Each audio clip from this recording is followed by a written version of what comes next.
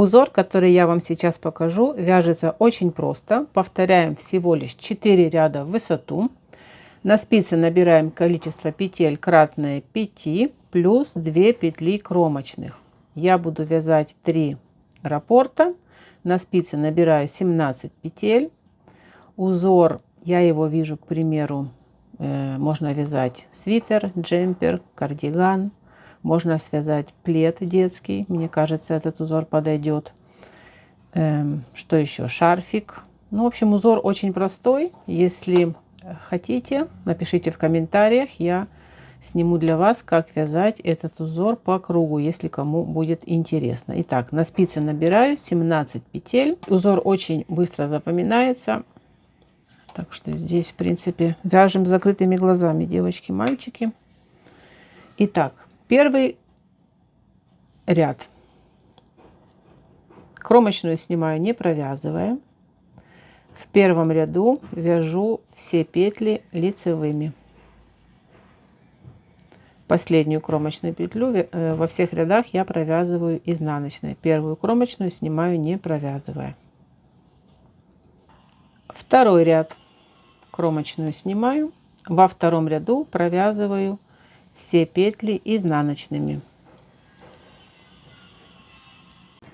Смотрите, как мы будем вязать третий ряд.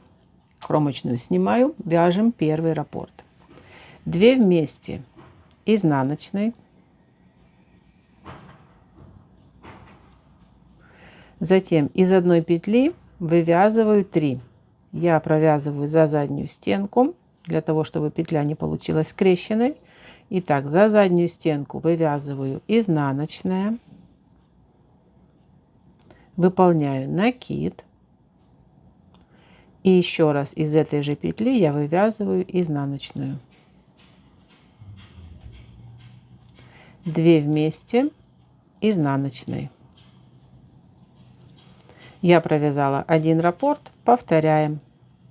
2 вместе изнаночной.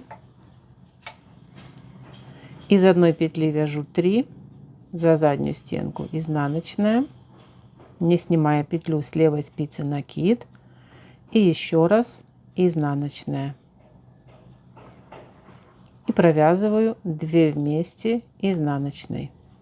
Итак, смотрите, я связала 2 раппорта. Вяжем третий раппорт. 2 вместе изнаночной. Из одной петли провязываю 3, изнаночная, накид, изнаночная. 2 вместе изнаночной. В конце ряда кромочная всегда у нас изнаночная.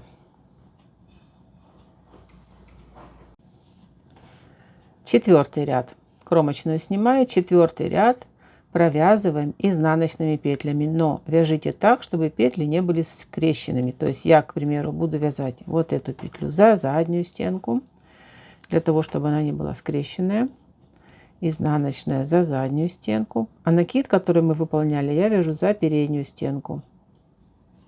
То есть вяжем петли изнаночными таким способом, чтобы они не были скрещенными. Итак, весь четвертый ряд я вяжу изнаночными. И затем узор повторяем с первого ряда. То есть 5-й ряд вяжем точно так же, как и первый. Довязываем 4-й ряд. Здесь все очень просто.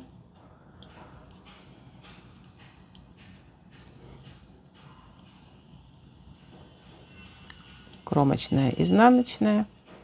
И давайте свяжем еще быстренько 1 раппорт. Я вам покажу еще раз. Смотрите, в первом ряду у нас все петли лицевые. Во втором ряду, или же 6-й ряд, если смотреть с начала нашего вязания, получается 6-й ряд или 2-й ряд раппорта, провязываю все петли изнаночными. 3-й ряд раппорта, или же у нас получается 7-й ряд с начала узора. 2 вместе изнаночной. Из одной петли вывязываем 3, изнаночная, накид, изнаночная. И еще раз 2 вместе изнаночной. И так я вяжу до конца ряда. И 4-й ряд раппорта, или же 8-й ряд нашего вязания, провязываю все петли изнаночными таким образом, чтобы они не были скрещенными.